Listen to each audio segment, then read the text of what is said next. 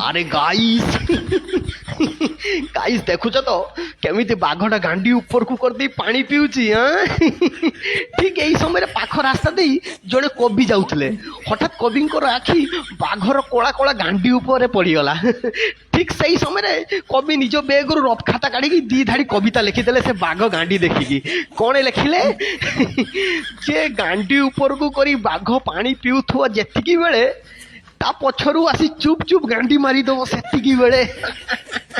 କିନ୍ତୁ ମୁଁ ତ ଏହା ଗାଣ୍ଡି ମାରିପାରିବିନି ମୋ ସେ ସାହସ ନାହିଁ କିନ୍ତୁ ମୁଁ ୟା ଗାଣ୍ଡିରେ ଗୁଇଁଠା ଦେଇପାରିବି ତମେ ଟିକେ ଗଣ ମୁଁ ତା ଗାଣ୍ଡିରେ ଗୁଇଁଠା ଦଉଛି ହେଲା 1 2 3 ପୁଚୁକ